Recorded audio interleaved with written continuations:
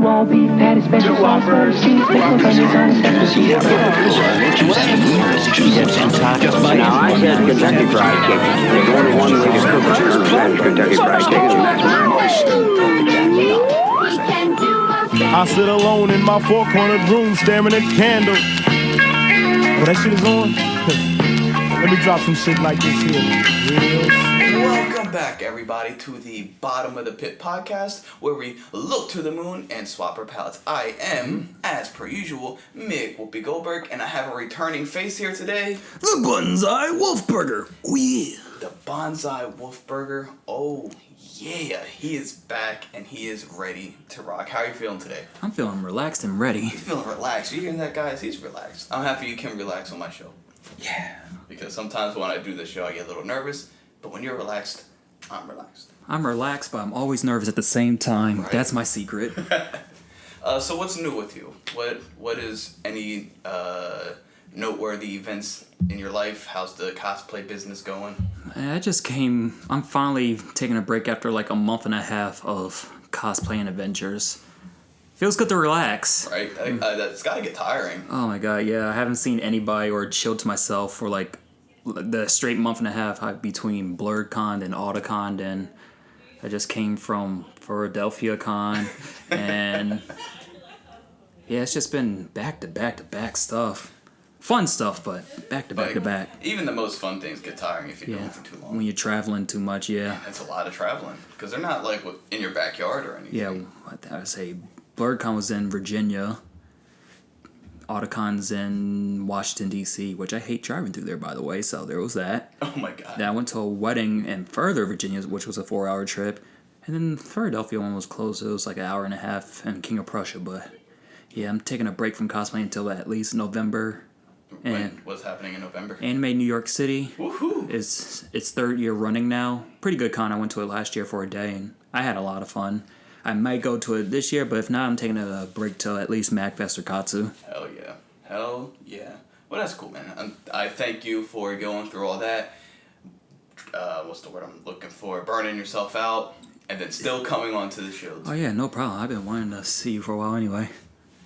I'm humbled. I'm so humbled. But let's not beat around the bush anymore. Let's get right on into the questions at hand. Okay. You brought up anime, was it USA in New York? Was that what the name of it? Anime New York City. Oh, Anime New York City, I'm sorry. USA's in DC. Oh, that's in DC. Oh, yeah. There is an Anime USA. Yeah, there is. I'm glad I wasn't tripping. I didn't pull that out of my ass or anything.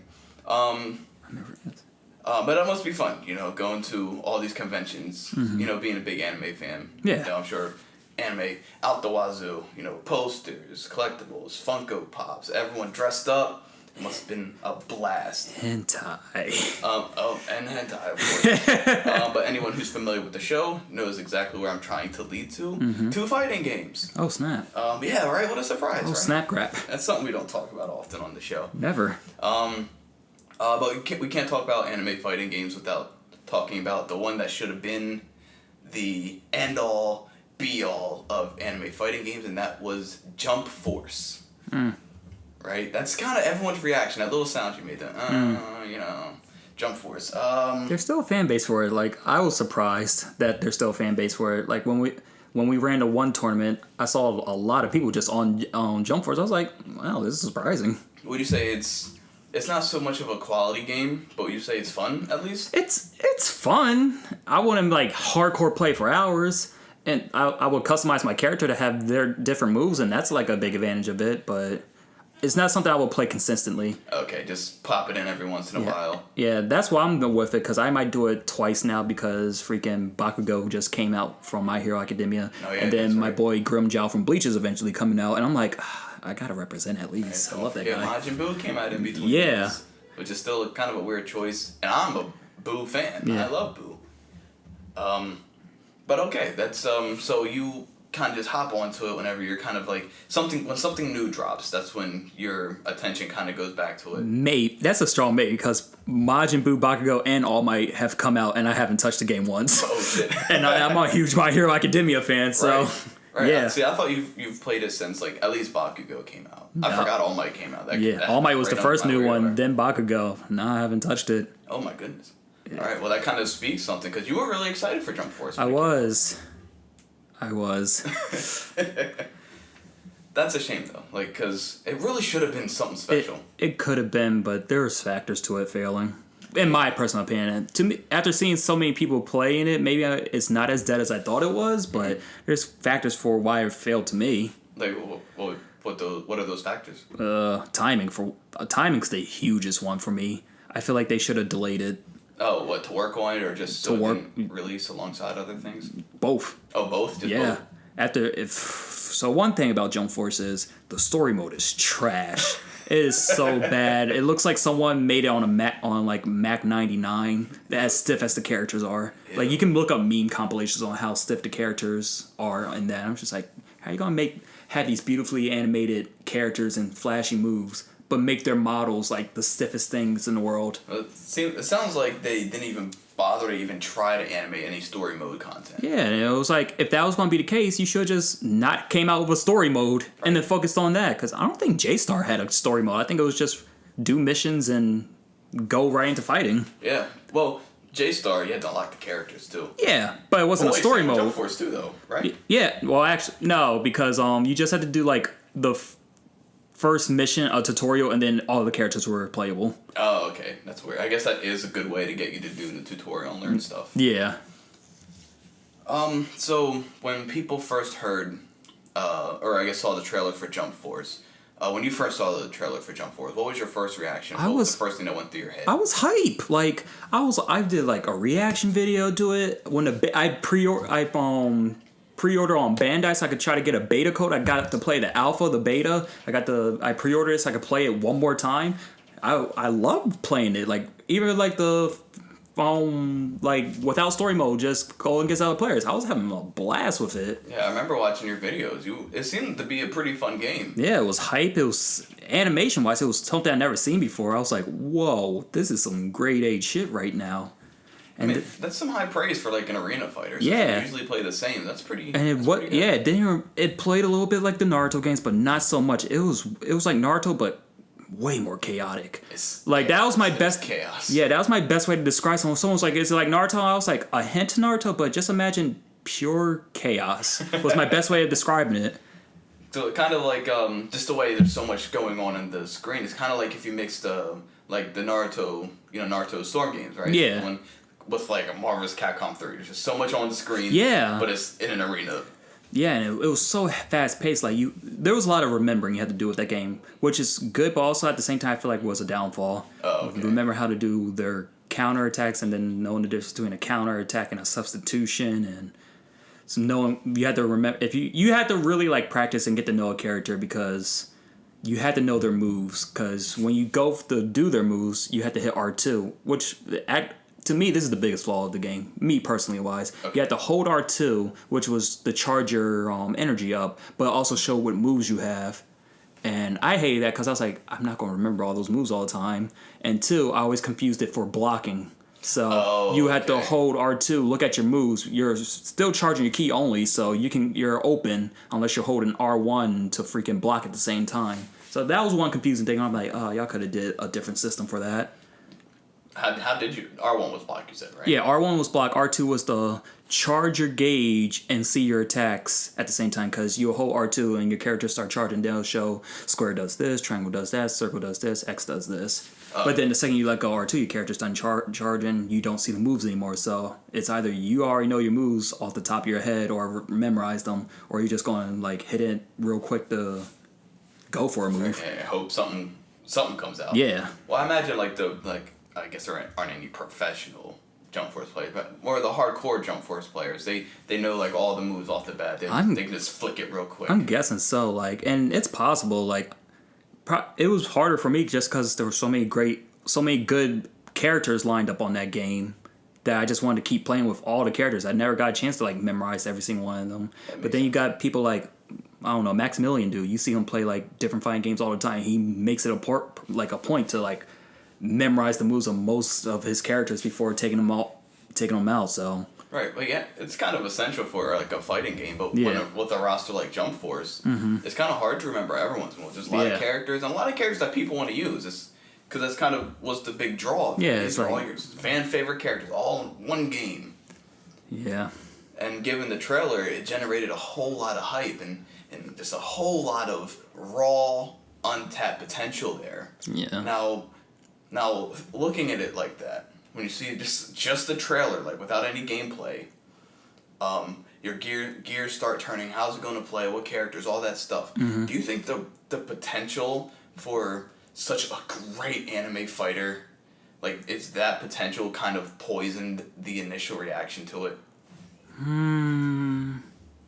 Like the potential was so high. I want to say expectations were so high. I want to say no. I feel like the trailer did what we needed it to. Because if it played exactly how the trailer was, which if you just ran straight into fighting and not paying attention to the story mode and stuff, or just playing as a character, not customizing your character, it played the way like it detailed at least. You ran up, beat up people. You had these great flashy moves. It played good. Okay. But it's just when you get into like the other stuff of the game mechanics that they didn't show, it's just that's what kind of dragged it down a little bit. Kind of held it back like an anchor. Yeah. Now, what would you say like went wrong? Like what's like the biggest stab in the gut to this game? So 2 things I want to say. Like I said before, story mode they should just not did that because just no story mode. The story mode was trash. It was not needed, and it wasn't needed, and it looked like they didn't even put the time into it. I feel like a bad story mode is worse than no story mode. Yeah, and second, it came out at a bad time. It's a bad time. Yeah, like me. This first point is just me personally, but it came out like right after Kingdom Hearts 3, and I just got done playing that. I'm like not trying to go back and forth with that. Gotcha. But then after that, like MK11 came out right after that, and there was like 2 other fighting games that came out around the same time. Just like, man, y'all should have delayed this game. Should have waited, and it would have given more time to work. Yeah, exactly. If you were going to have a trashy story mode and it was coming out with competitors like what you're having, you don't want to try to compete with MK as a brand new game. No, and MK right now was the top selling game of that year. So. Yeah, and then or I guess this year. Yeah, this year. And then Cross Tag Battle was still doing good. It took a hiatus, but it came right back up. Right, so and it dropped 9 whole characters. Yeah, like it could have competed with Cross Tag Battle, but you can't compete with like MK and other games and expect to be the solo winner. Exactly, especially with like Kingdom Hearts 3 you brought up. Yeah, it's been anticipated for 15 years. Yeah, it was Kingdom Hearts 3. Then you had that new Devil May Cry. Then Mortal Kombat. It just came out at a time when good games are coming out like every 2 weeks, and it's just like, man, I want to give Jump Force the time and day, but you're just not doing it right now. And I think Tekken had its first like big DLC at the time too. What was it? February. I think Negan came out at that time. Yeah, that was Negan and Julia. Yeah, so it was just so many good things for other good running fighting games and other good video games came out of Jump Force that it was hard to just give it attention. That's a shame, man. That's a shame because when you release in a climate of so many like good games like in such a small period, there's no time for mediocrity at all, and that's kind of what happened to Jump Force. Yeah, what it seems like you're saying. And I really feel like if they delayed it, like even if it came out like this October or something, it probably would have received better. Like if it released, say like a week from now or like last week. If it came out like right now, I'd be like, all right, Nightwolf just came out MK, but you know what, I can freaking deal with this. Or better yet, if they like debuted it at EVO, then let it transition over, that would have been good marketing. That would have been good marketing. Yeah. What did it debut at? Just randomly? It just randomly dropped something? No, or was it E3? I can't remember what they showed it. They either showed it had to be E3. They showed it off at some point. It wasn't just like underground. I don't know, or like only anime people would know about this. Right. Yeah, not one of those Japan only games. Yeah. So let me ask you this. Say they saw the failures of Jump Force, right? Mm-hmm. Like, Jump Force, they weren't like, it didn't go over how they planned, and obviously I don't think it did. Mm-hmm. It was supposed to be like this shake up the medium of arena fighters and anime fighters. This is supposed to be it, right? Because they bring in all these things that's Shonen Jump Force.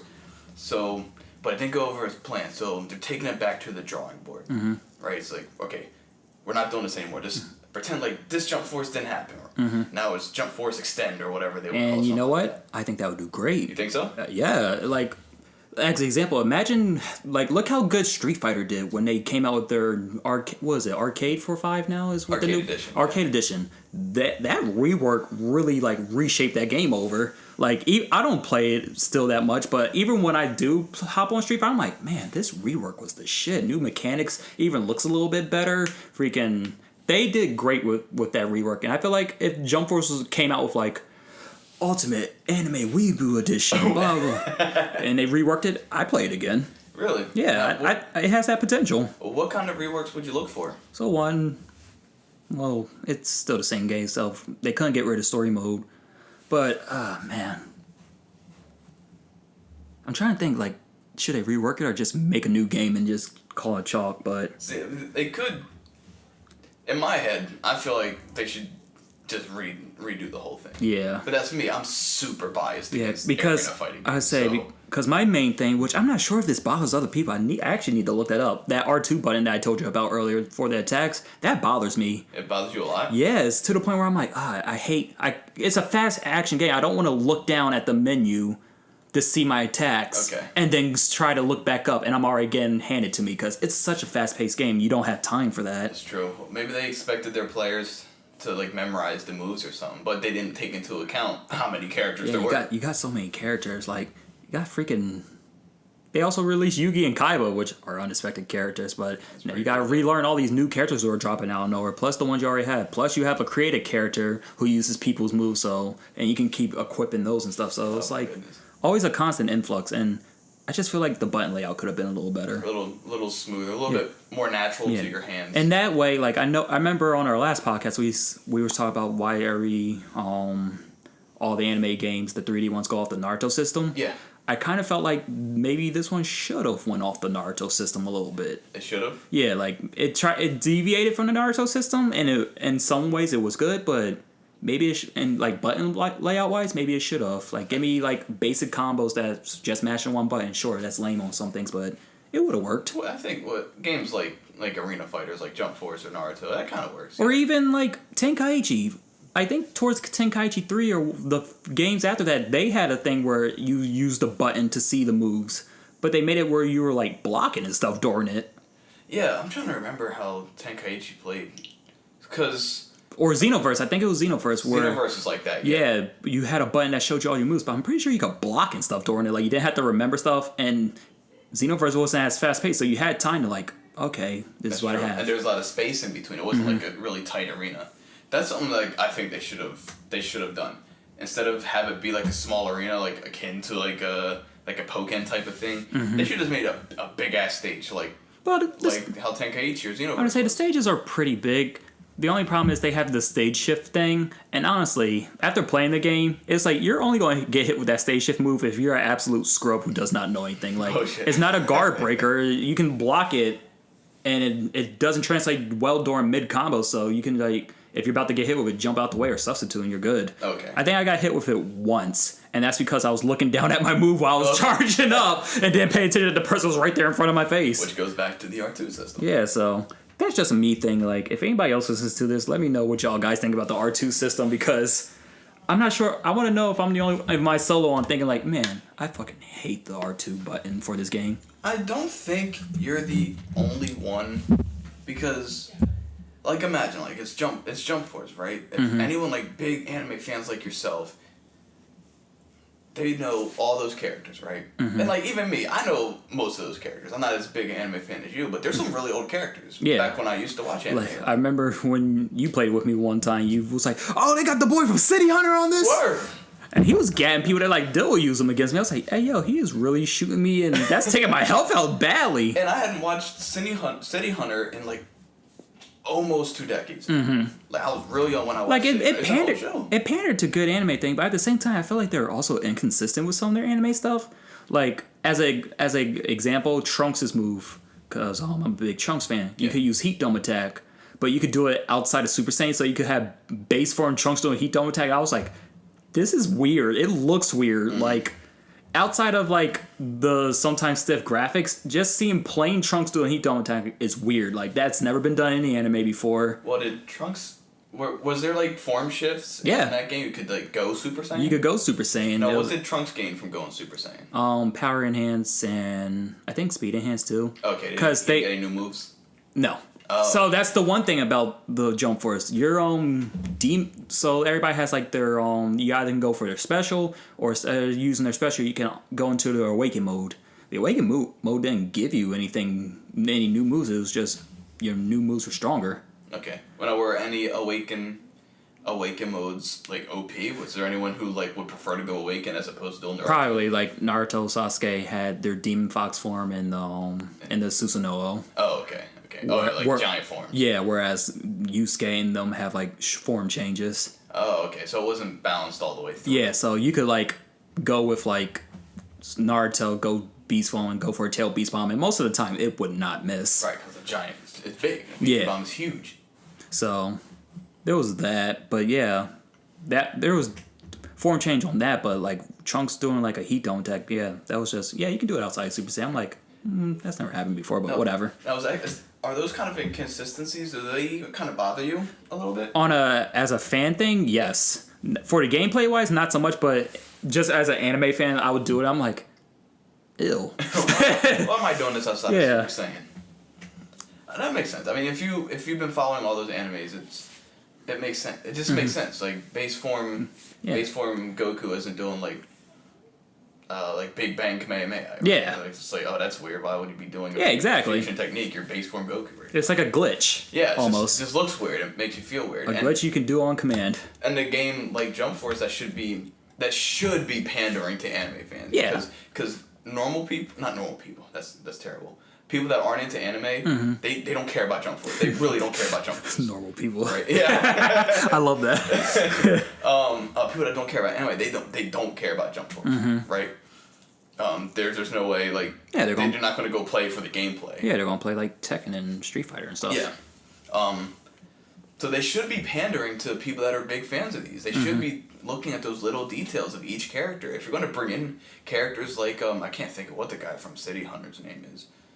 It's not Rio, is it? It starts with an S or an I forget. Well, the guy from City Hunter or the guy from is it like Pegasus Siriu or something like that? Oh, I think his name is Pegasus. He's from Saint Seiya. Saint Seiya, yeah. Pegasus from Saint Seiya.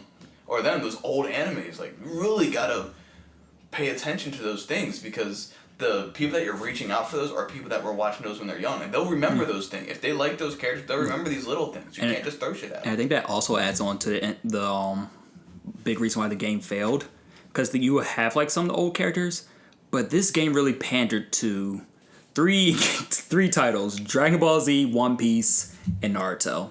That's not a bad idea. But when you have 8 characters from each series as characters in this game, and then one character from every other series, like that's not so much a crossover. It makes it seem like those other Shonen Jump characters are guest characters in like the big 3 crossover. Right? You have your big 3 crossover: DBZ, One Piece, and Naruto. And then you have like guest character Yusuke. Yeah. Guest character Yusuke. Guest character Yugi and Kaiba. yeah, because it started off cool. It was like, okay, we got Goku, we got Vegeta, we got Frieza. Okay, we're going to add Cell into. Cool. That's cool. Out of nowhere, we got freaking Piccolo. I was like, wait, what? Why are we adding so many people in? It's like Piccolo, Trunks. I know you like Trunks. Yeah. Piccolo. And Let's say Trunks. we already have like 3 Super Saiyans. We don't need that many, especially on a game. I'm like, yo, the Super Saiyans are going to kill all these characters in the first place if we're going all by anime nerd stuff, but still. But then you introduce like someone from like My Hero Academia, Deku, and then he was like the worst. I think he still is the worst character in the game. Oh, it's because it doesn't have a blast of any kind. No, he has it was a short range blast, but He had like the Delaware Smash. the Delaware Smash. Like Delaware. I live in Delaware. Make Delaware great. But he was just bad. They made All Might and Bakugo a little better, but if you're gonna put so many characters from DBZ onto a game, like make the other characters good, or give more guest characters from other games. But they're not guest characters. Yeah, Jump Force. This is Jump Force, so give more characters from all the other games. There are no guest characters. It's all a big like celebration. Even J-Star had a little favoritism like towards the One Piece people. Like Luffy was god tier on that game. But there was still an equal amount of characters. Like, all right, so we have 3 characters from Dragon Ball Z. We got 3 characters from from Naruto, and then it would be like from the other animes, it'd be like 1 to 2 characters. But it was still like not an overbearing number over top of the other characters. It's not an 8 to 2 ratio for most people. So that was another downfall, I thought. But that's just a personal thing. There's probably Dragon Ball weebs out there who's like, yeah, keep bringing them out, bringing Kid Buu next after Majin Buu. It's like, well, you say it's like a personal thing, but honestly, I don't really think it is. With games like Jump Force, the roster is, I think, in my opinion, by far the most important aspect of something like that. Like, the roster's got to be good. You can't have a shit-ass roster if your big draw is bringing these characters together. Yeah. Definitely. That's just my thoughts on it. No, I feel like there's a lot of fluff in there they could cut out roster-wise and add better things. Yeah, exactly. Right? They could cut out Piccolo and Trunks and they were doing stuff like Bleach. Like Ichigo, Rukia, and Aizen from Bleach, they were from the manga. Like, it was like, if you did not read the manga of Bleach, you didn't understand why they look like this and stuff. So I was like, okay, that's kind of cool. It's from the Shonen Jump. Yeah, so they had a good formula. I just felt like they should have just delayed it, took a little bit more time with it, and found a good release date for it. But that happens to a lot of games lately. Happens a lot. Sometimes Sometimes the video game community accidentally cannibalized itself. And this is like the third time this has happened for me, where I was super hyped for a game and then it dies out because of another game. Just like I was like super hyped for Battleborn, oh, no, and then Overwatch came out, nowhere swept it away. Classic tale of pain. Oh man, jeez. Oh, but yeah, that's my gripe / comments on Jump Force that I could personally give out. Got you. Now for a game like Jump Force, what I would want, obviously, this is no surprise to anyone, I would want it to be a 2D fighter. I would want it to be a 2D fighter developed by someone that knew what they were doing. Mm-hmm. Actually, I can't even say that, because Bandai Namco knows what they're doing. Mm-hmm. The fact that they churned this out is weird to me. But I think, because I want a game like Jump Force to be good so bad, you have no idea. I want it to be good so bad, and the fact that it's not bothers me. Yeah, but like I said, I saw people playing it still, so maybe it's good. It's just not. Maybe that's where the line is. We didn't want a good game. We wanted a great game. Okay, yeah, you could be right. Because it seems like still people play it, or they just they see the new characters. They're like, all right, I'll hop back on for a little bit. Got you. There are a couple of channels out there dedicated to those kind of fighters. Yeah, and they definitely have a place. Don't get me wrong. And if you like Jump Force, that's cool. Like, yeah, I'm not going to judge you. Hey, you're going to play you sometime, if anything. I'm not going to be like, hey, you want to play Jump Force? I'm like, no. I just think Jump Force can be a little bit tighter. Yes. Even as an arena fighter, like, you don't even have to change it from an arena fighter. Just make it a little tighter. Yeah, exactly. Because it still seems a little bit random to me. Like, some things just don't line up for me. Yeah. But that could just be me, right? Yeah, you balled so hard on the animation. Ball out on the rest of the game. Ball. Nice. Okay, well, I don't think I have anything more to say about Jump Force. I just wanted your opinions on it. Yeah. Because, I don't know, Jump Force is, like, it could be great. It's an enigma. Yeah, it's weird. It's weird to me. But we'll hop on maybe Jump Force again if I think of something else. But that's all I want to touch on. Your thoughts on it, how it could improve, how you would want it to improve. Yeah. And maybe in the future we'll see, like, a Jump Force Extend or Jump Force whatever. Can't escape from crossing force. Since we're crossing fates, right? Since we can't escape from crossing fates, right? Let's talk about Arc System Works. Dude, Arcsys bow down to the king. I love this company, and it's hard to believe because I don't play any of them regularly. I really don't. And I've never ever been that good at any of them. But I just love... So he says. I just love the way they look. They're so stylish. There's so much heart in all those games, right? And the stories are so bonkers and out of control that it's super charming. I would say, even when they're lazy on certain games, they're still good. Yeah, like... Cross tag battle's kind of lazy. Yeah, it's like for the Blaze Blue aspect, how they're using the old sprites, it's lazy, but it still plays good. Plays very Which is like the opposite of what we were just talking about Jump Force, where it looks great, but the play style is just like, Exactly. And Arcsys has been around the block, right? Oh, yeah. It's been around since the 80s. 1988 is when it was established. It's been part of some weird, some very, very weird games. But it's mostly known for its Blaze Blue, Guilty Gear, Arcana Heart. Messed up the voice actor on that. Would you like to say that, Keith? Yeah. Freaking voice actor for Arcana Hearts played me in Cross Tag.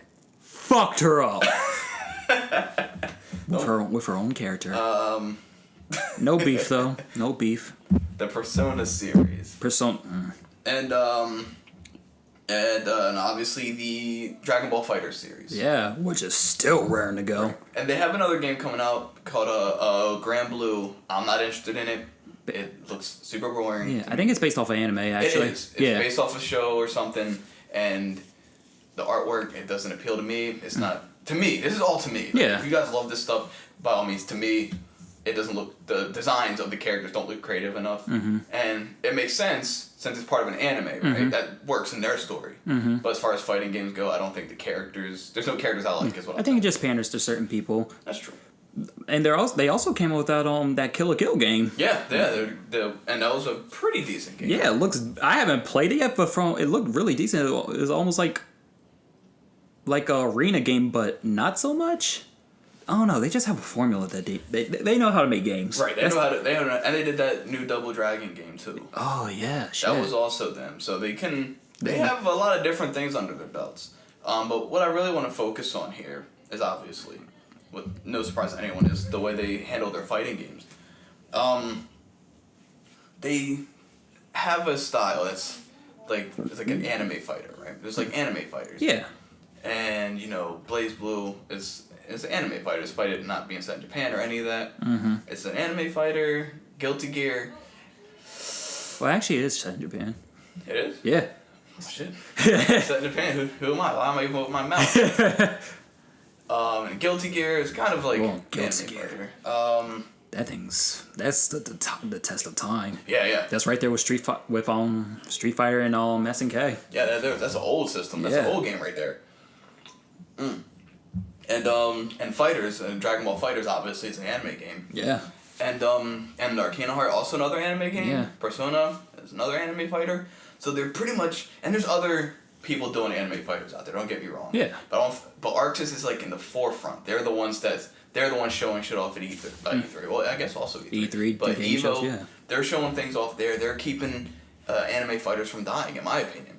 Well, they're keeping them alongside there. They're keeping the. They're keeping them alongside there, and they're also doing a better job at localizing it. Yeah, that's true. Because there's anime fighter games that I've only seen at cons, where you can play with Kirito from Sword Art Online, all these other different characters. I'm like, what is this game? Why do I know about this? I just looked that up, and I just forgot what the name was. Yeah, I don't remember the name. I've seen people play it at cons. I'm like, what is this game? It looks so fun. Blah blah blah. Never heard of it. Never seen it. You can buy it on PlayStation Store. Yeah, I think you can. But before, I think you only could go on the PlayStation Japan store because it's a Japan exclusive. You just had to be a big weeb to know about it. Right, but I don't think that's an Arcsys game though. I don't think so. That's what I'm saying. But Arcsys localizes their stuff. You're going to get it right at your front door. Right. And I like that a lot. Yeah. Even though their last Blaze Blue game didn't have English dub. Yeah. The last Guilty Gear game didn't have English dub. They need to stop that. Did Guilty Gear not have English Guilty dub? Gear did not have an English dub. Oh, man. Was it not Xrd or? Yeah, it was Revelator. I think Revelator didn't have English dub. That's right. It was in Japanese. Mm-hmm. At least it was subtitled though. It was subtitled. Blaze Blue wasn't, and I hated that just because there was so much story thing. Like as an example, they busted out Susanoo Terumi on this game. I was like, I want to hear his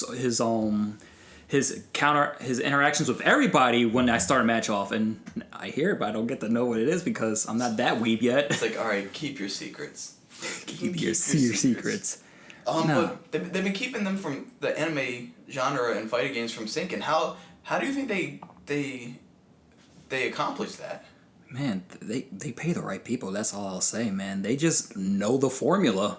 They know how to take what's popular and make it good and keep it good. Even with cross tag battle, that looked like it was about to fail, and they brought it back from the dead out of nowhere. Yeah. They just have a system, man. I can't even explain it. Even with Blaze Blue and Guilty Gear being no English dub, can't understand anything. The gameplay, the fighting mechanics just transitions well.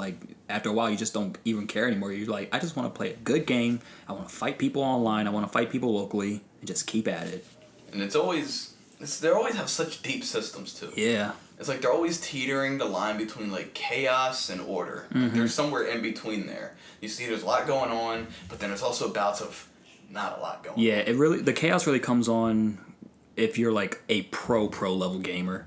Right, and then both players, like defense and offense, you have to be on it. You have to be on point, especially, and they balance it every time. Like with cross tag battle, you gotta know how to like do all that pro stuff in the corner with people while controlling another character. Like I hand it to pro people who play 2D fighting games because that's just a lot of stuff to remember. Yeah, they have a lot on their plate sometimes. Yeah, but they never ever shied away from like being complex. Like, yeah, they never like tried to simplify. The new game I was talking about, Grand Blue. Yeah, that's simplified, and it's kind of divisive a little bit. Mm-hmm. But they're, according to like most people, their simplest game right now is Dragon Ball Fighters, and if that's your simplest game, you got some hard games in your system. Because even Fighters there's a lot to that game. There's a lot to that game. You can be really great at Fighters, and you can be really bad at Fighters. Yeah. It's that kind of system. Like there's no like everyone's good, you know. Mm-hmm. What would you say are kind of like the staples of like look, thinking about all the Arcsys games? What is like one thing that kind of carries through all of them? Probably the characters. Characters? I would just say off of the back. Like, one of my favorite fighting game characters in the world is Noelle Vermillion from Blaze Blue. Like, I got a keychain of her and everything. Yeah, I can see. I'm looking at it right now. Yeah, actually. and that's the main reason why I play Blaze Blue, so I can play as her. And I love her I love her fighting style. I love her as a character. So I will say that right there. Like, as their original stuff, that's great. Even when they borrow from other people, they just make them lovable. They give them moves that you're just like, oh yeah, this is freaking fun. That's good, man, because the way they do their characters, and you're right, their characters are so stand out because they figure out a way to express everything about their character through gameplay. Yeah. And I think that's really impressive. Not every company can handle that kind of thing. Yeah.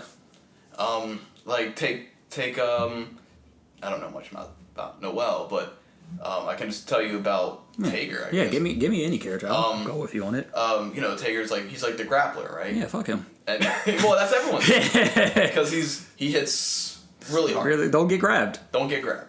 But it's bullshit because he's magnetized, right? He's magnetized. He's like got electrical powers. Yeah, they made him unique compared to other grappling characters. Yeah, he can forcefully bring you in. Yeah.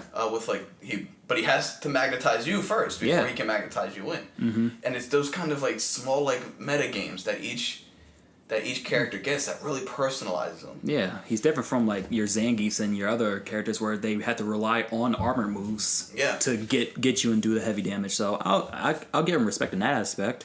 And and looking at him just in game, you could tell everything about him. Mm-hmm. Just looking at his spray, he's huge. Yeah, huge. Right? Don't get caught. Yeah, and he's got big ass hands. Yeah, right. Don't get caught. He's massive, but he speaks very well. Mm-hmm. He speaks very intelligently. Yeah, and he's got glasses on that he adjusts all the time. And it makes you giggle. Yeah. So you know, he's a scholar. Yeah, he's a very interesting character. And it makes sense now that he's got all these big gauntlets on his hands, and he's got electrical powers because he's a scientist. Yeah. And you see all that just from his moveset and just from his demeanor. Yeah, just the way he stands there, the way he speaks, and he throws his weight around with his grabs. Obviously, he tosses you up, which I love. That's my favorite start of any grab, where he just chucks you high in the air in one frame. You know, it's funny. I'm not a Taker fan, but I will say I probably quote his lines to myself out randomly more than anybody else's. Like which one? Like I'll be like, "Gigantic Taker, driver," and then he's the only astral finish I'll quote because he gets so hype when he does his after he's like giant emerald tiger takes off in the air and then lands and then he's just in a giant ass crater and then the stairs up silhouette. I was like, damn, that's pause. I hate you, but still, yeah, I appreciate stuff like that. Like Arcsys has great storytelling, which they do through character interactions in game, like in gameplay. Like I know everyone's story, and I've never played. Yeah, before. I know tons of people who have never played like the Guilty Gear storyline, the Blaze Blue storyline, even the Persona storyline, but just know the character from the back of their hand, just from their interaction with everybody else and from their moves. Yeah, and it's so that's so interesting to me because being a storyteller, like character is everything. Yeah. Like right, even in your fighting games, like even in fighting games, I think characters is everything. You can have the most fleshed out moveset. If it's connected to a boring ass character and you can't tell what they're about, who gives a shit? Like, oh, go ahead. I was gonna say, even like Blaze Blue, like, you know the character now, so you're like, oh man, he looks like boring main character guy, but he has an interest in fight setting. You're like, okay, cool, whatever. Yeah. Is he boring main character guy? You kind of called it. I called it. He's boring main character guy. Yeah. But it's okay because he's designed as boring main character guy. Yeah. They hit it on the head. I looked at him. I said, "That's boring main character guy," and he's boring main character. Right? That's impressive. Like they could have been like, I could have saw him be like, "That's boring main character guy," but actually no, he's a bioengineer scientist. He's really good at spatial mechanics or whatever. Yeah. And I'm like, you sure? He looks like boring main character guy there because he's doing that. Nah, they definitely have like a plethora of out of the box and good characters. Yeah, and they have they explain things well. Like I'm partially like an Arakune main. Yeah. And you gain a lot from him just through in game. Yeah. Uncontrollable laughter. Because his mind's going, you can hear that his mind's going. When he does speak, it's super broken. And then even when he does speak, it's even English dub or Japanese dub. It's when you see the text, it's broken up text, so you don't know what he's saying. You have the option to turn it on, but it's just funner just to keep it broken text. Wait, you can just turn it on? Yeah, during story mode, if you're playing the story mode, there's an option to have Arakune's language, so you can actually understand what he's saying. Why? Yeah, it's in the start menu. Oh, that's funny. Yeah, but most people just keep it as the broken language. Well, yeah, because that's his character. Yeah. But that's super interesting. It's like everyone keeps calling him like, oh, you're the failed black beast. You're the failed black beast. And then you learn through other people's interactions what an actual black beast is. Yeah. And you're like, okay, he's definitely a failed black beast. Yeah. But that's super interesting, and I'm glad you said like characters, because the one thing I would always say is like a staple of Arcsys games is there's always like a deep metagame to each character. Like no character plays like the other. Yeah, and because I guess a generic answer would have been like, what makes it better than the other games? And most people for most games would be like, oh man, it has this fighting mechanic that other games don't have. Arcsys is still following the same basic 2D fighter system, like to a T. Like they're definitely on the if it isn't broke, don't fix it thing. They just add a twist to it. Yeah. And it's through the characters. It's through their characters. Each character, like look at Susanoo, right? Yeah. The newest addition to their cast, right? He's like big bad. He's like big bad boss. Like god dang, his fighting thing is complicated. Right. How many moves you have to unlock? Like 9 different gauges to do different moves. Yeah, and you have to unlock them through like other moves. Through different moves, and that's interesting. And I was like, whoa. Complicated. You have to be a Susanoo specialist to truly master that. Yeah, and Jamshake used him. Yeah, but then he also used another confusing character because I remember when we first played the last Blaze Blue game and they introduced Azrael, and we're like, what the hell do those arrow things do?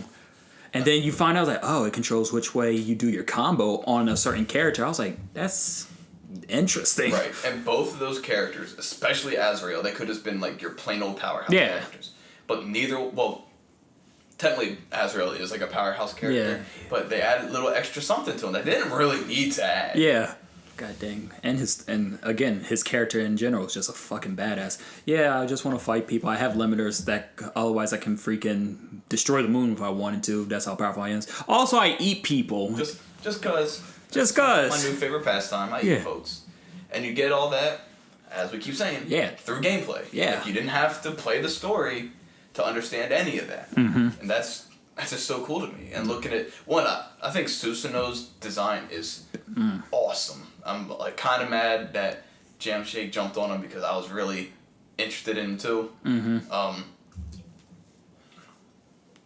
But the fact that you have to unlock all those things when they could have just made him just like a monster type, like lashing out and all that, but they actually made him technical and complicated. I think that's super awesome. Super awesome. And I can still be unconfused by that compared to holding the R2 button on Jump Force to learn the moves. 4 moves.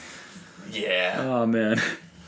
But that's just something that I really appreciate about the Arcsys games. Yeah. And looking at it, that is kind of something Fighters is missing. Dragon Ball Fighters is missing. Mm-hmm. That real personalization of moves. And that's just only just because they're just taking a concept that's already been made. Like, they didn't make this from the ground base. They was like, hey, Dragon Ball Z, we'll make a game for you. Right. And they just put their flashiness to it, but it's still the characters and their moves and stuff. Yeah. Like, if they made Dragon Ball Z, probably a different story.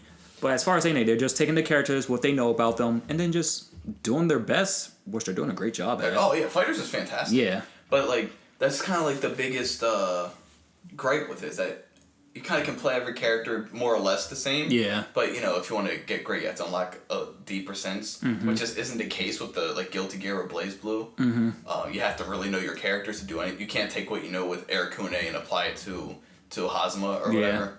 At least I could. Maybe you can. You're better at those games than I am. But with Dragon Ball, you can. There's basic combo structures. But where I'm getting at is I heard this is a while ago, from, he was another YouTuber, much more famous than I'll ever be. But he had the same gripe, how everything's too simple and the characters aren't fleshed out enough. And On Fighters or in all? on Fighters. Okay. Obviously not in the other ones. Okay. And he had it was just one suggestion that I remember, and I was like, that's, like, if they really put their brains to it, they could do like, be really personalized with each character. And it revolved around Teen Gohan. And the way he powers up through rage, instead of him fighting like everyone else and just making him the hardest hitter, quote unquote, give him a rage meter that increases as the match goes, that, you know, it can more or less use, or it just beefs him up or anything. And I think they could have gone something like that, give every character like a little bit of something extra. That would be cool. Awesome. That would be great, honestly. But that was just like Teen Gohan. They could have They could have done that, but I feel like they could have done that with every character, and then that would probably make the game broken with more or less characters. Like, so for instance, you know how Bardock's like the greatest character since the invention of bread on that game. Right. Now imagine if like Bardock has something like anybody, like nobody else had, and then there's another character who doesn't have their own special thing. That's like he's singled out as he's going to always be better. It's not just him as a character, and the player got really good with him. Okay, I can feel that. I think it would took more time to give craft it. Yeah, and not saying it couldn't be done, but compared to like their other games, I just don't think they had like the flexibility to do that. True. Well, not every character's got like a meta. Yeah. Like, you know, Ragnar doesn't have a real meta. Yeah. Soul Bad Guy doesn't have a Yeah, meta. they just all have their different drive moves. Yeah. And I guess Fighters has that too. Yeah. But that's just something I noticed. No, that would be dope, but like that would be a good concept. I just feel like they just didn't have like not only the time, but the what am I thinking of? The experience? No, not even an experience. The mapping to do it. Oh, okay. Like, no groundwork. Yeah, like they did Fighters in a way that was different from their normal games, and I think that was enough for them. Okay, because like I guess what you're getting at is like Blaze Blue and Guilty Gear, that's like their games, right? Yeah. That's their babies, right? Yeah. And then Dragon Ball Z, like, they need to bring in Dragon Ball fans. Not just like fighting game fans, not just Blaze Blue fans or Guilty Gear. It was more like, it's like with their other games, they could do whatever they want. With this, it was like, we're going to make a Dragon Ball Z game and show you that Dragon Ball Z can be a good 2D fighter. Okay. And I think it goes back to what we were saying before. If it isn't broke, don't fix it. So they were just showing that we can make a good basic 2D fighter with the Dragon Ball Z game characters and show you it's going to be good.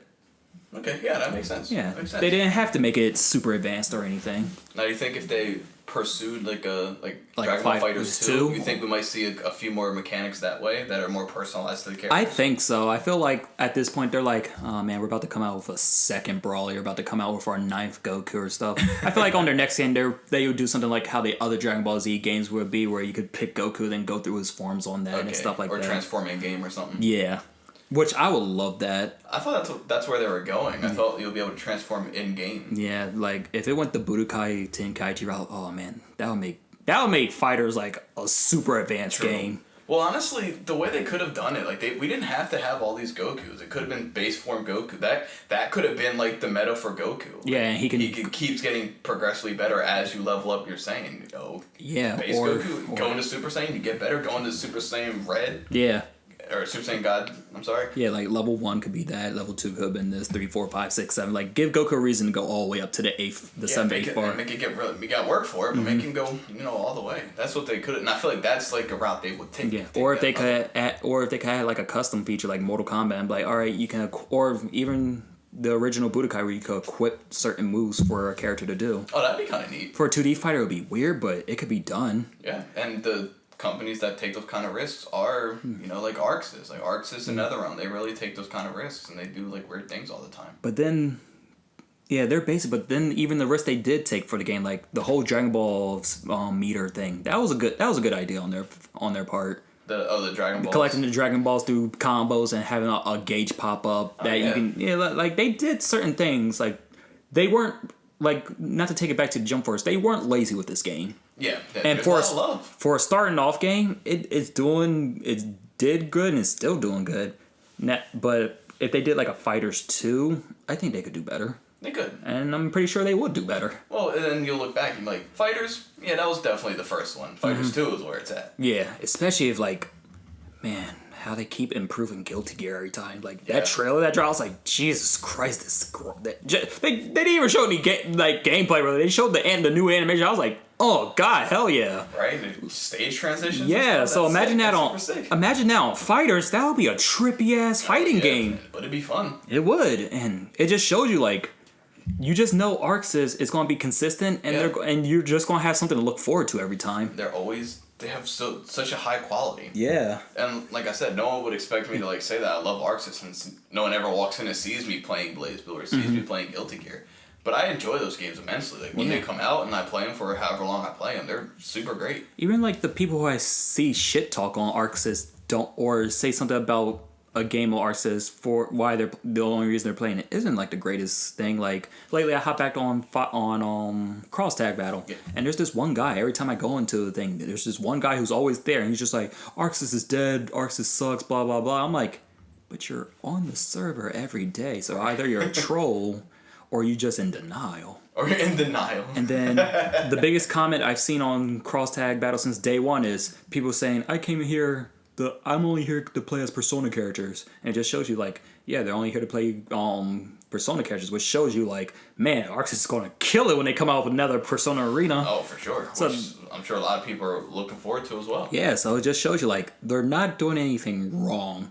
No. Honestly, they just have a lot of building blocks for their future endeavors. Oh yeah, they know their fan base. Yeah, I give them that. They definitely know who they're trying to sell to, and they're not trying to overextend by making their games. Yeah, they're not selling out for the fans, but they're making good stuff for the fans, which I like. And I'm sure Cross Tag Battle's kind of like a fan. For the fans, like a testament to like how much they care about their fans. Yeah, especially with the new stuff they're doing now. You bring in like another guest anime characters with the Simran Kagura anime now. They're making the Grand Blue game, and that's probably going to come to BlazBlue at some point. Cross Tag at some point. Yeah, everyone's seen and then they did a whole throwback and introduced their Blitzkrieg game, which I knew nothing about until Cross Tag Battle. I still don't know nothing about. With this army dude and a tank as a main character. Not a tank character. This is a literal tank. I was like, I'm using the tank. Yeah, and I'm like, man, they made up a funky character. It's like, oh, no. This is a game that Arcsys made. It's a World War II freaking fighting game. And you go back and watch it. It's like, yeah, this was a legit game. There's a tank as a fighting game character. What the hell? That's nuts. I love fighting games. Like, so yeah, they're just crazy what they do. They can do callbacks and all this other. They just do great work. Man, that's dude. I just like them so much. But you said earlier, they're kind of hitting the same beats as other like 2D games, right? They're not trying to reinvent the wheel or anything. Yeah. What would you say like kind of like differentiates them from other 2D games? From say your Street Fighters or your MKs or your even like your Skullgirls or anything like that. Their style. Just the style? I like that. That's the first thing that popped into my head. Like, even the most simplistic thing of an Arcsys game can get you hype. Like, going from, like, BlazBlue 1, 2, 3, 4 to Cross Tag Battle. I don't know where you got, like, it's not just round one fight. It's Rebel 1. Can't watch the Fates, blah, blah, blah. And now you have the most iconic Can't Escape from Crossing Fate. Like, the second someone hears that, like, yeah, Cross Tag Battle, what are we talking about? Can we get in on this? I want to cross that job. Just their different style from other 2D fighting games outside of fighting mechanics brings it. Okay. They're very creative, and I think that's a good thing that they do to suck you in.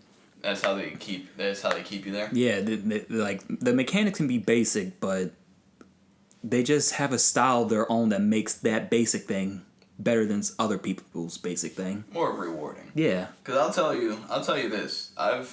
Whenever I find myself having improved on fighters or on Blaze Blue or Guilty Gear, whenever I feel that, I'm way better than I used to be. Mm-hmm. Like, that's so rewarding. Yeah, it is. Because there's so much, I feel like there's so much to take in, and there's so much to think about and know about your character and the environment and how your opponent's going to play that. When you actually get better, it's like, that's a real accomplishment. Oh, yeah, it's such a reward. You're like, dang. Because they're not easy games to, get great at. Oh, no. Like, there was the last MagFest I was able to get to. I haven't been there in a while, unfortunately.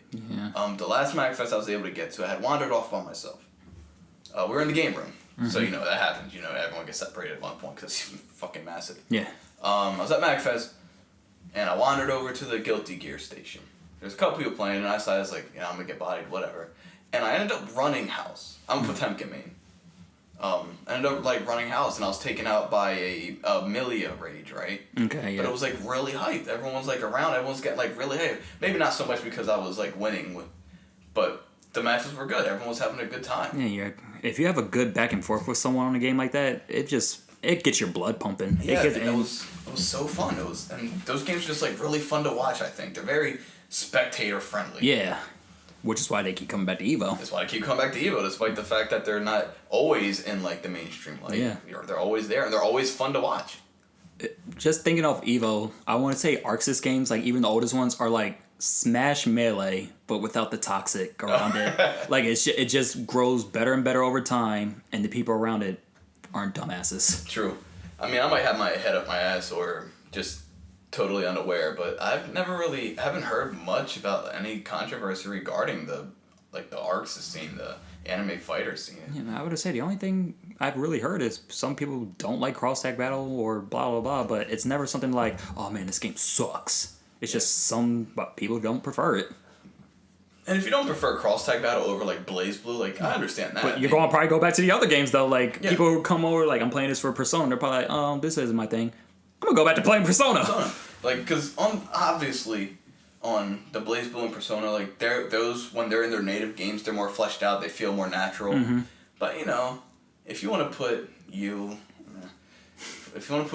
and let's say Ragnar on the Ragnar, team, yeah, you want to put them on the team because they're your two mains. Pro tags, yeah. Yeah, you like to put them. You can do that in cross tag. Yeah, you want to play with these two silver-haired bitches. Then you play with these two silver-haired protagonist bitches. Then. I wasn't trying to pass judgment.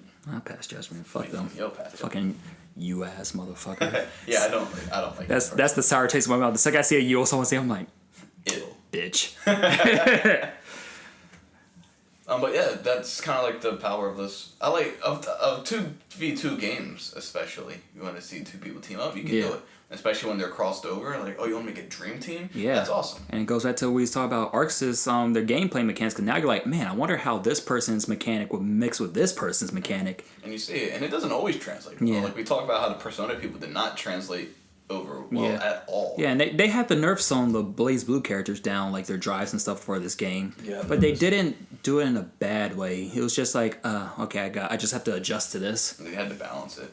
And I still think if they're going to balance the cast to this new world they've been thrust into, they need to shorten the ranges of all of the Undernight, Undernight, right? Yeah, Undernight characters. Undernight and Birth. Yeah. I think they reached too far for this game. And it just comes from that was a game where it was a moving screen. You had to travel on that game.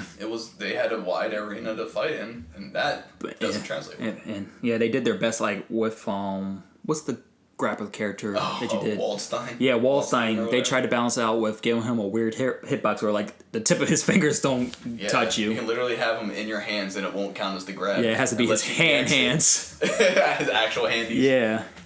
Oh no, you don't grab claws, you grab your hands. It's are you sure? You sure about that? Look at these big giant claws. But then another thing Arcsys does, they showed us the next potential they could do through that game, because the Ruby characters, which did not have a video game or anything before this. Didn't have any video games animated by Rooster Teeth of all people. Mm-hmm. The sprites for those characters are so great. Look, I was like, fantastic. I did not know sprites could look that good. Imagine like a fighting game with just all characters with that sprite. That thing would be like, oh. Kind of want them to redo some of their characters. Yeah. Oh my god. If they redid all the characters but in those sprites, that game would be so beautiful. Yeah. The Ruby characters look really good. Yeah, they're the most random addition in my opinion because the other characters were like either Arcsys or Arcsys adjacent, but not. But it was just another way for them to collect another fan base because the Ruby fan base is great. Like I'm a Ruby fan now. I was like, one of the main reasons why I picked up Cross Tag. I was like, man, this is gonna be great. Then when they first showed that trailer, it was like, yeah, Ruby Rose. I was like, excuse me. And she's one of my mains still, and they got my baby Yang in there. I'm like, yo, this is fun. Like they gave her such a good freaking stuff. They gave them good styles. They had to build them from the ground. They had to be built from the ground up. But still, still translates to like what they have done in the show and stuff. Like it's good. It is good. They did a good job with that. And it'll keep people coming back to Cross Tag even after they moved on. Because, you know, Blaze Blue and Guilty Gear, they're not going to have the Ruby characters. So if you ever have a hankering to play as Ruby or Yang or Whis or whatever, you have to go back to Cross Tag and keep playing. Honestly, because I've seen the other Ruby games that have come out since then. They're not that good looking. Oh, they're 3D emulate game. You're playing with them in their own settings and stuff. I'm like, oh, that's cool. But I want to play with them on Fighter. On Cross Tag, though. They look better here. They play better here. It's more exhilarating. Well, yeah. Well, when you have an actual fighting game company like design these characters for fighting games, it turns out way better than just like fan made, like a fan made fighting game, because they know all of balancing, what works, what doesn't work. Yeah. How to stay true to the characters themselves. Yeah. So that's really cool. That's really cool. Would you call Arcsys then like the premier company for like anime games?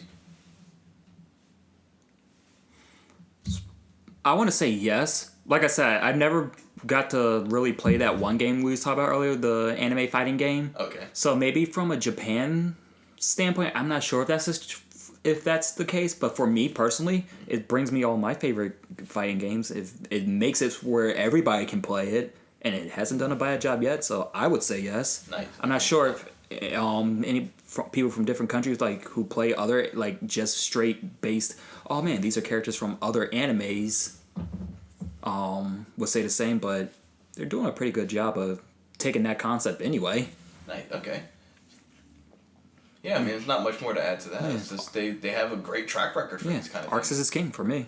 Like, I feel like they could take any anime and turn it into a quality fighting game. Yeah, and they've been shown that they could do that. We have freaking Ruby, which is an American-made anime. True. We have Simran Kagura. We have freaking that Grand Blue game. We have Arcana Heart. I want them to do a My Hero Academia fighting game so bad. Like, out of everything. Please don't make me jizz. Like, that's just the one. Like, I want that. Yeah, because they would... Like, the My Hero 3D arena game was not bad. It wasn't bad. It could be better, though. It could be better. And a 2D game version of it. Shit. Or especially if they do the Kill la Kill game. If they incorporate... Oh, they got to incorporate a My Hero game like that. Arcsys just has too much potential. It'd be so easy for them. Yeah. But that's just me. Like, Arcsys, make the next arena game. Like, I don't know what it is. That's what I want. I want Arcsys to do the next arena game. Like, I just think Arcsys has such a good track record. Yeah. I just have a lot of faith. Like, even like my favorite, like, Mortal Kombat's my favorite series, and even I know it's like they could fuck up, and they fucked up plenty of times. Oh yeah. But I can't say the same about Arcsys. Like, maybe they made some like lackluster Guilty Gear games. Yeah. But I didn't play every single Guilty Gear game. Yeah. And I've only ever played good Guilty Gear games. Yeah. But yeah. Jump Force 2, let Arcsys direct it. Just remake it. Let's forget that. Just let Arcsys do the whole thing. Jump Force 2 Extend. Can't escape from crossing force. She said. There we go. The force is on. Oh man. Yeah. Well, okay. So while we're still on, well, I guess we never actually left anime. We've been talking about it since we started. Yeah. So we're on anime, but let's, in a rare bout, which is getting less and less rare as we go on, let's move away from fighting games for a little bit. I guess. That's how I see it too. But let's talk about like anime specifically, right? Okay, never mind. You're back on my topic now. Let's talk about anime specifically. Okay. You know, we talk about all the fighting games, but I just want to talk to you about anime as a whole, because if there's anyone in the world I could talk to and get like answers from, and like an educated, intelligent answer from, it's you. So I have just a few things I want to just get your opinion on. as far as just anime goes. And the thing that I really need to speak on when it comes to, especially like shonen anime, but all anime in general, all story pretty much in general, but is the protagonist of those things. How important do you think the protagonist actually is in their stories? Honestly, it really depends on it. It depends on a lot, but it really depends on the story. Okay. Because there's been anime where they have great characters and a bad storyline, so you have to kind of rely off the character. Character. Can I get an example of that? Let's go off with Sword Art Online. Okay. Like, there's storyline wise, it was pretty good, and then started to go lackluster. But people kept following because they say, "Oh yeah, Kirito. Oh yeah, Asuna." So the character makes that anime. Then there's shows where it's like, man, the storyline sucks. The character sucks, but the story is so good that you want to keep following it. Like, what would be something like that? Because that's hard. Yeah, that's hard. Like, having a good story, like, because the best story can be hampered by bad characters. Yeah. Really easy. I'm trying to think of an example because it's rare for that to happen, but it does happen. We'll get back to that. Okay. If I can think of an example, I'll bring it up. But yeah, it depends on that. Also depends on the type of person as a viewer that you are. Because there are shows where the main character is like the focal point of the show. Okay, like named after. Yeah, but freaking the side characters is what makes the anime for you. And there's tons of shows I could think of like that. Freaking Naruto. Naruto's definitely like Naruto's a big one, but there are people who thought like, man, fucking Sasuke, fucking Rock Lee. Remember when he did 8 Gates? Man, that nigga did 8 Gates. Freaking My Hero Academia. I love Deku, but that show has so many great characters that you'll keep following just to see these other characters pop up. Freaking Bakugo. I feel like he has way more main character priority than Deku does. He has a fantastic story arc. Yeah. Talking about Bakugo, his story arc is... Yeah, people try to talk shit on him. Like, why do you like Bakugo? He's just an angry kid. I was like, oh no, he's more than that. It's like, have you been following? Like, I've only seen the anime. I can tell you that he's not just an angry kid. Yeah, he's smart. Very smart. He looked like he was gonna be OP, but he wasn't. And then he was like, oh man, he's gonna go to the Sasuke arc and betray after a while. Nope. Like, no, he's strong-willed. He wants to be a hero. Yeah, he wants to be a fucking hero. Surprised you, didn't he? Not every angry person wants to be a bad guy. Yes. Angry. So it just really depends on like the scenario of the anime and how that character is depicted by the person watching it. Okay. Do you think... Let's talk about like a bad protag, right? Okay. No one in particular. It's just... Tatsumi came right to your head. I know. I didn't want to say nothing. But let's talk about bad protag, right? Yeah. How do you think say, okay, let's take it back for a second. Say all the side characters are magnificent, right? Mm-hmm. Everyone's great. But the protag sucks? But the protag is terrible. How do you think that would affect the story and its reception? Alright, so if we go off the example, like, let's say the story's great and the side character's great. The story's great, side character's great, but the protagonist sucks ass, and it focuses on this protagonist, unfortunately. I think people will keep following the anime, but not give a fuck about the main character.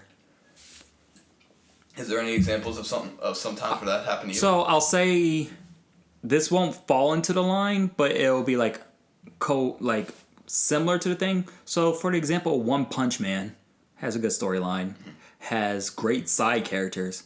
Saitama himself isn't a bad main character. He's fucking OP as shit and stuff.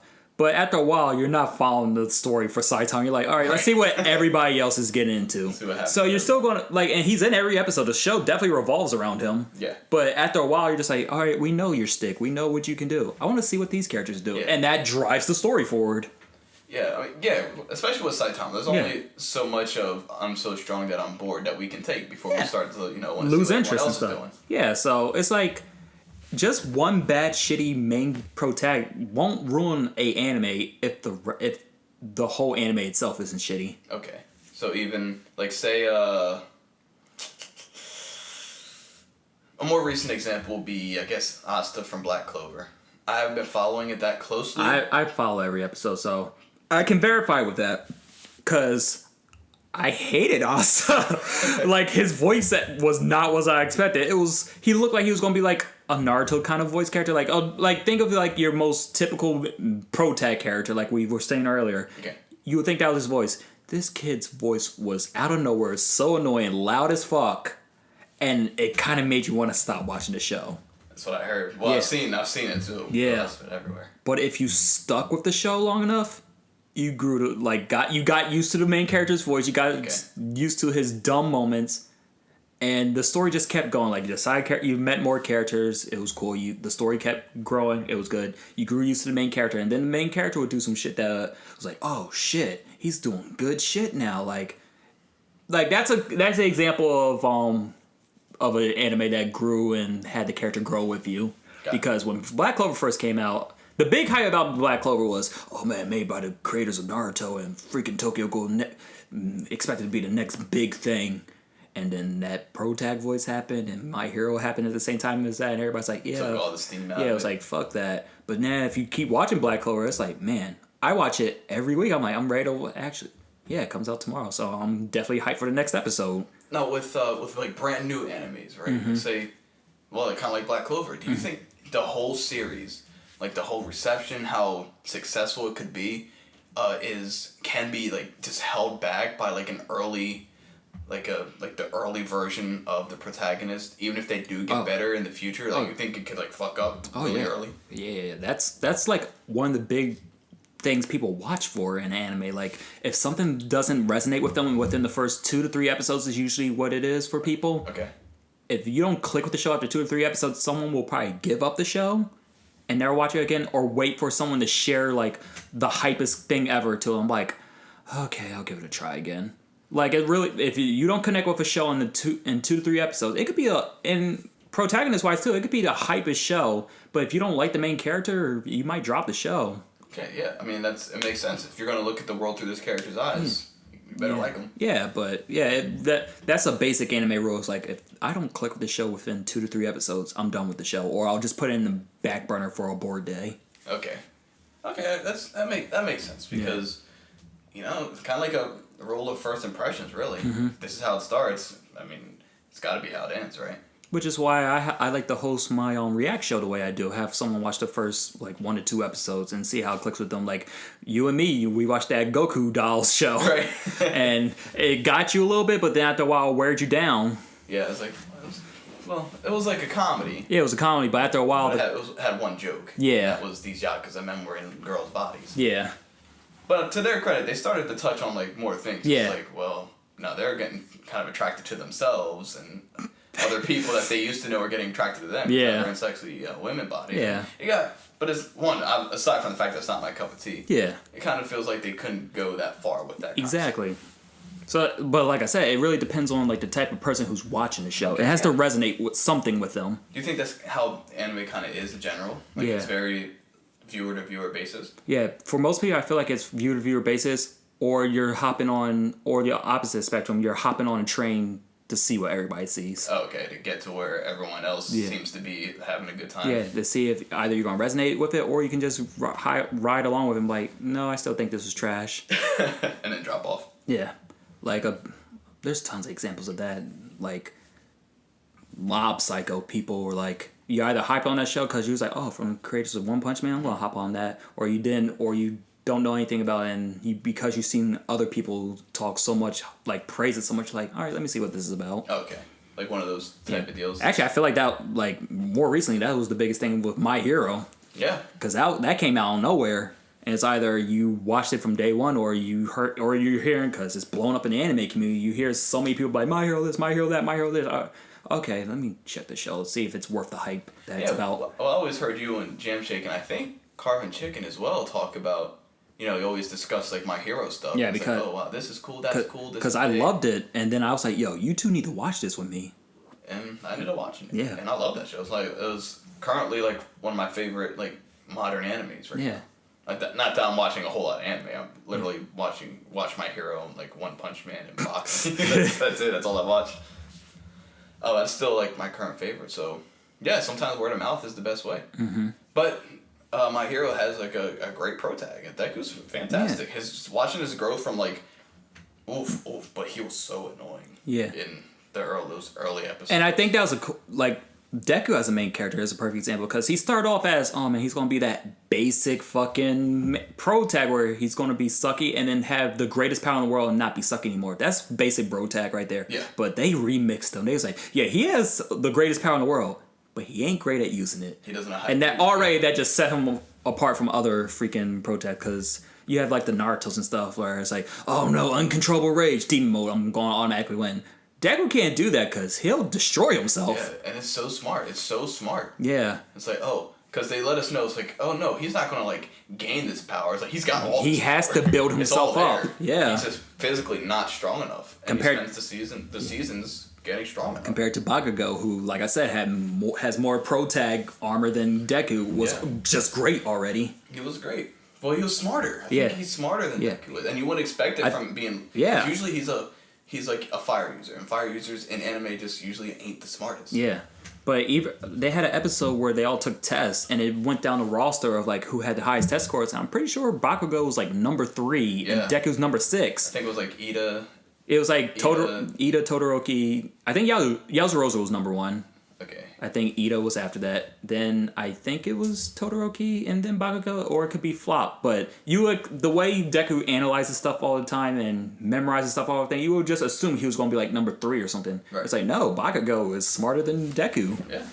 And that's how it happens. And that's why I like My Hero anyway. It's like, it subverts things. It subverts all of our conditioning. Yeah. I won't say it subverts expectations. Like, we've been conditioned by all these, not to other shonen's faults, they're from their era. This is a new era. They can't keep giving us the same shit we already know. My Hero is definitely a show where it's like, the show needs Deku as the main character to keep proceeding, but it doesn't rely on him to keep the story going. Like, you could literally have a filler episode where it's based around, like they did with Froppy and her whole episode. That was a great episode. Yeah, I love the episode. It had good stakes and everything. And still went through the world that they live in. You didn't gain too much, but you gained world building, and back to the main character we go. But then you can go back to the other side characters, and the show just keeps going on, and it has a good formula. And that's good, because they have obviously, like, Deku's the pro tag. Mm-hmm. But honestly, I feel like Deku could leave for, like, 7 straight episodes. He could go on a training arc and then come back and he's just magically better, and you'd be like, oh man, cool. And the only thing you'll probably be like is like, oh, what a background story to see at least what you went through for that. Yeah, and that's it. Like, but they have plenty of good side characters. Yeah. Do you think other anime should like kind of follow that? Like, make sure your side characters are also strong enough to carry the story just in case the pro tag can't? No. No? And that's because there's been tons of great anime where there's great side characters in it, but the main characters really make up for it. Like, for example, Full Metal Alchemist has great side characters, the homunculus, all the other people. You want to keep seeing more of them in the side characters. But at the same time, you're like, the way the story's set out, you're like, I really want to see what keeps going through the Arc brothers' point of view. I want to see how they achieve their goals. I want to see how they get powerful. I want to see if they revive their mom. And that. Like, you want to keep going through them. Even though there's great side characters, like Scar, the Fjord, all these badasses in that show. Yeah. It would be cool to see an episode or two about them, but at the core of it, I just want to see what's going on with the Arc brothers, okay? The main character. Yeah, I really want to just keep going with them. There's shows like that where the main characters really drive it, but they still have the other characters aren't shit. Gotcha. So that's like the ideal. Mm-hmm. Like, your main characters, they're fantastic. Mm-hmm. You want to follow them. You want to see everything they're doing. But the side characters are also good. And then you have shows like Naruto, again, as an example, where the pro tag, you want to keep going through them. There's great side characters, but then there's also shitty side characters who don't get no progress, like Tenten. Right. That's the writer's problem. Yeah. They made a character they didn't know what to do with it, so they didn't do anything. And it goes back because a lot of people say the original concept of Naruto was not supposed to be Naruto. It was supposed to be a ninja show, and it was probably going to follow Sasuke mostly. I believe it. Yeah. I believe it. But, funny thing bringing up Naruto, and this is a story that I'm not sure she even wants me to tell, but I'm going to tell it anyway. We're talking about Naruto, we're talking about pro tags. Mm-hmm. My younger sister, she's a big Naruto fan, right? She's huge on Naruto. She loves Naruto, and she loves the character of Naruto, right? And Naruto's grown on me. I didn't used to like Naruto that much. I thought he was like the worst part, and you know he got better. You know, he as a character got better. I dug him a little bit more. I don't like how he talks every villain down, but that's just like the Naruto speech. Yeah, that's just kind of like a shonen thing, I guess. But she loves him, right? And we're at the dinner table one time, a family dinner, right? And this other person spoils a part of Baruto, right? About like Naruto's fate or whatever. And she started crying. Nothing against her, I would be crying too. But what I'm getting at is, if you don't make a protag that can do that to their fans, I think you kind of messed up a little bit. Yeah. For a story designer, I could see where you come from. Like, yeah, like you should have your protag should compel people like that. Yeah. Sometimes it doesn't, but that should be a goal. That should be a goal, especially like a long form, and like if you're really going to stretch this out for a long time, if like you can't end that character's story and make everyone feel like really strongly about it, I feel like you might have stumbled somewhere, or maybe you didn't develop them right. What do you feel about that? I could definitely see that being a thing. Like, I'm trying to think if there's an example, like if someone died, would I care? Not care. And I wouldn't care. That'd probably be a bad anime for me. Like if I did not care a goddamn second for like if the protag died, that would probably not be the best anime. Yeah, you should care about your main character, even if you're like don't give a shit about like. Now that I'm more grown up, let's use Dragon Ball Z as the example. I don't give two shits about Goku as a favorite character anymore. Like I like Vegeta more, which I hated him when I was younger. I definitely like Trunks and them more than him. But if you were to get rid of Goku, that wouldn't be Dragon Ball to me. I would be upset. Really? Yeah. He just died and he was like permadead? Yeah. Like you never saw Goku again. I'm like, that's no. You can't do that. It's like, I'm sorry, this isn't Dragon Ball. You can't. Like even when he was regular dead and you didn't know if he was coming back, like couldn't get wished back or something, it was still kind of sad. I was like, damn, like you're really not gonna watch your kids and shit grow up? Fucking, you're just dead forever. Like it hits a little bit. So yeah, I think your protag should have something resonate with you. Okay. There's people who watch again Naruto who don't give a lot of fucks about Naruto. But at the end of the day, you're going to care about him a little bit at least. Yeah, you watched him as a kid grow up. If he were to like sacrifice himself, he was like permadead. Yeah. Like, oh shit, no, Naruto died. Yeah. What? And there's few animes that can pull off a different version of that where the main character dies, but then they flop and make a new person the protag. And now you're in on their ride. Which the greatest example of that is Tig Toppa Gurren Lagann. Freaking, you have Simone and Kamina. Kamina's it's probably one of the, I know Jamshake would probably say this, one of the greatest protags or side characters ever. Like, he was with Simone from the beginning. It was the two main protags were Simone and Kamina. Then freaking, spoiler alert. Kamina dies, and he died in such a dramatic, sad, but badass way. But then that made Simone, the timid kid before him, become like a better, more badass protag. Like he became the main protag. He had to step up. But you always get like memories and feelings and stuff that make you go back to Kamina, and you're just like, man, good shit, Simon. But you're not gonna forget about the old protag. Can't forget about the old a show like Tig and Toppa Gurren Lagann perfected that one. Nice. They do it good. It can be done. It can be done. It can be done. Now, and we're starting to get to the end of these questions here. What would you say? This might be harder than I think it is, but it also might be easier than I think it is. You personally, your opinion, what would you say like would make a good protagonist? That's hard, because that really depends on the viewer. Okay, another like that really depends on the viewer, because you personally, what do you look for? It's hard to. So from what I noticed, I'm a protag hard. Like I'm hard protag. Like they're usually my favorite characters. Okay. And I think it's just because they're like the most energetic / friendship oriented / I'm gonna make myself better character, and that resonates with something on me. Like, for instance, people hate Fairy Tail. The main thing is, oh man, friendship, the anime. But I think that's one of the reasons why I love Fairy Tail, because I have a deep connection with my friends, and I would like to believe, like, if my friends are there to root me on or help me get better, that would make me stronger. And fucking Natsu from Fairy Tail is such a badass, fucking always strong. Even when he's about to fail, his friendship, his friends and stuff make him stronger. And stuff like that, I love in a protag. Okay. That's why Naruto's one of my favorite protags. Deep, freaking sad-ass upbringing, and then turned hero after all his good work and conviction and everything. That's just something that resonates with me mostly. Okay, so someone that kind of like brings the crew together. Like, Yeah, someone who's can solve problems. Yeah. The power of get by with a little help from my friends, right? Yeah. Kind of something like that. Yeah.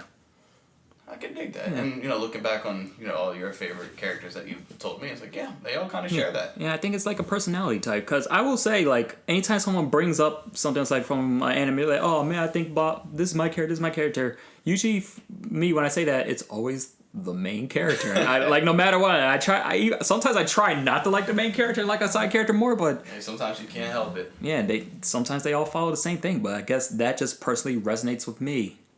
And it's not all main characters from every anime. Like, example, Death Note. Freaking the main character is Light, but you'll see, like, in the Death Note community, everybody loves L. I like L too. Yeah, everybody loves L, like, more than Light. And even me, like, if I were to say a favorite character, I was like, oh yeah, L. But Light's the main character. Well, Light's like one of those, like, I don't want to call him an anti-hero. It's like a villain. Yeah, but again, he's the protag though, but his personality type doesn't line up with what you like, right. So you don't like him as much. But that's what I'm saying. For everybody, there can't be like a main protag that everybody loves more than everything, because it lines up with how you like a person. Okay. Yeah, it's almost the same way. It's like how you choose your friends out. Like, it's not like you ain't gonna pick that shitty guy, but he looks cool, and be his friend. It's like, oh no, there needs to be a connection there. Got you. Okay. I Yeah. can dig that. So, You have to resonate with something in the character or everything in the character. So say just like if you flip Sasuke and Naruto, Sasuke's the main character, you would still like Naruto more just because his personality resonates better. Exactly. Not so much him being the protagonist. Yeah, and I like Sasuke. He's cool and shit, but I like Naruto more. Okay. That makes sense. Nice and simple, It's someone that's really in tune with their friends and family. That's how they get through. Yeah, and just always find a way to persevere and everything. I just think that's something in me. I'm a main character trash. Main character trash. Well, not every main character's bad. Yeah. Most of the time they're not bad. Yeah. Long-standing animes don't usually last if they have a bad protag, so they gotta be doing something right except for Luffy. Yeah. I didn't mean to say that. Damn. Shots fired. So, in conclusion, who would you say is the best protag? That's even harder than the last question you just said. There's so many good main characters. Like, my head just automatically says Naruto. Is that conditioning, or is That's just belief? I don't believe it, but it's just conditioning. Like, Believe it. for me personally, he's just like my personal favorite main character. Okay. I just grew up with him. I love him. It's my number one favorite anime. So of course Naruto's probably gonna be the first thing I love. But then you got characters like Deku who have a very similar protag greatness to him that I love so much. So it really, I hate to keep going back to this, but it really depends on the person. On the person. Because then shallow wise you could go into like, oh man, but Naruto is better than and stronger than such and such, such and such, such and such, and so he's the better main character. I'm like, okay, so Alucard from fucking Hellsing is broken as fucking, probably kill most main characters out there, but I don't like him more than every other main character out there. So again, it's just more of a preference thing. Well, yeah. I guess it would come down to personal preferences. Yeah, me, just first thing that pops up to my head is Naruto. I love him as a character. Well, then that's who it is. Yeah. Then that's who it is to you, my friend. Now, even more interesting question. Who do you think is the worst protag?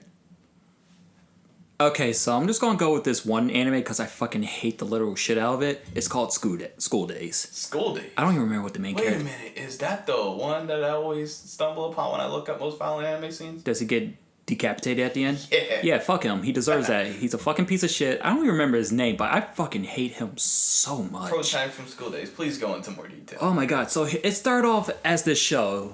Regular slice of life, high school thing. This guy likes this girl. He was like, he talks to his best friend who's a girl. Like, hey, so can you try to hook me up with this girl? I really like her.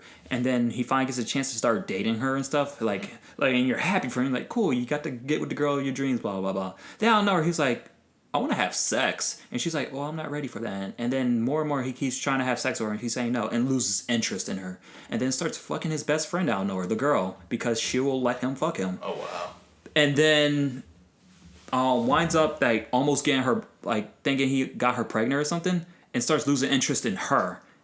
And then goes back to the other girl because the other girl's starting to become like psycho and like, I'll do anything for you now. So now that she's doing what he wants, now he's back to her. He turns into a complete piece of fucking shit. Whoa. And I fucking hate him with all my passion. When he got decapitated, I was like, fuck yeah, fuck him. Fuck yeah. Unfortunately, the other girl got murdered and her stomach cut open because she was like, yeah, you lied about being pregnant, bitch. Oh, the best friend got? Yeah, the one, shit. because she was like, I'm pregnant with his baby, and the other girl was like, you're a liar. And then at the end, she cut her belly open and was like, I don't see a baby in there, you lied, duh. And I was like, Jesus. All right.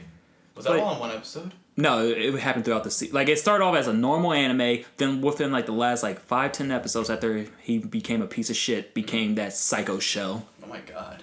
But yeah, forget the name of that character, but automatically, like, I hate that anime because of him. It seems He's a like fucking piece of fucking it shit. seems like that has like been on your mind for a long time. Years. Because I asked you what you think is the best, and you said, "Oh, I don't know. There's just so many I could choose from. I think maybe Naruto, but it could be." Oh, Yeah. And I'm like, who's the worst? I'm like, oh, School Days guy. Yeah, I just, like, it's just always in the back of my head, like, worst anime or worst person, who's the worst person in anime? Oh, yeah, fucking asshole from School Days. Fuck him, he's a fucking piece of shit. Oh, man, it enrages me when I think about him. Yeah, he seemed pretty upset. Oh, man, fuck him. That's funny. Yeah, fuck that guy. He sounds like a piece of shit. Yeah. Because he lined up with what I thought, like Naruto. Like, I was like, okay, I dig this guy. He really likes this girl and wants to get with her. And I was like, oh, okay, cool, blah, blah, blah. I hope you get your girl. Got the girl. I'm a piece of shit now. Wait, what the fuck? Well, this is a complete 360 of the character who I thought I liked. Fuck you. Get out here. Wow. Like, he just dropped you on your head. That's funny. Oh, man, fuck him. And you say you don't like the show because of, like, how much of a piece of shit he was? No, it's not that. Because the way it seems to me, like, that was the point. Yeah. Because, like, it flips in your head and, like, oh, he's actually a piece of shit. Yeah. Which is good because we're cutting his head off at the end. Yeah, so it's like, it's not like I'm like, man, this is the worst anime ever made. Mm. But if you want to think about an anime that just triggers me, like, how can it that's be worse what it than that? does. Worse. I'll never be like, man, worst fucking shit. I won't say, man, this anime is a piece of fucking shit. No, this anime has a fucking piece of shit character in it. Fuck him. That's where that hate is.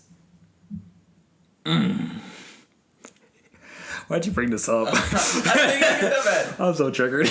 I didn't think it was triggered. I didn't think it was that bad. I'm actually, it's kind of funny how you did. It was like, yeah, you were so undecisive about the main character thing, but when I brought up a hated character, it was like, oh yeah, there was an answer instantly. I was like, yeah, that surprised me how instant that was. I wasn't expecting, I was expecting, a deeper analysis, but Yeah, no. honestly, there's no analysis to be made. It sounds like a real Yeah, trash it just goes back to how you connect with a character. I connect with Naruto and them because they're all about this. Fuck that guy because he's a fucking piece of shit. And if I ever met him in real life, I'll beat the absolute shit out of him. Well, it's funny because it kind of shows what your values are.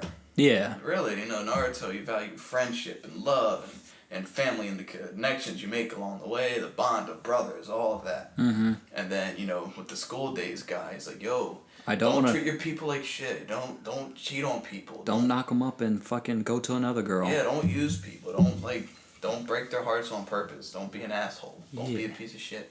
There's probably a person listening to this right now is like, man, brother, I fucking love the main character from School Days. I'm like, I aspire to be that guy. I'm like, ooh, man, don't have kids. It's like, just watch the rest of the show. You'll see how this ends. Sing! Oh, so great. But that is all I have as far as questions goes that I've written down. Unless you have any other questions of your own. Man, I gotta cool down after experiencing that. I don't got anything else to say. Shit. Man, I did not mean to ruin your day. Oh, man. Well, if that's it, thank you, Banzai Wolf Burger, for taking time out of your busy schedule after hopping off of that crazy train of cons. Oh, man. Yeah, I'm ready for some downtime. I bet, man. I really bet. Well, thanks for coming on the show. I appreciate you coming and talking and answer all these random questions. Anytime. And so, if that's it, I am McWhoopi Goldberg, as per usual, and this has been the Bottom of the Pit podcast, where we look to the moon and swap our palettes. And we'll see you on the next one. Hell yeah, fuck school days.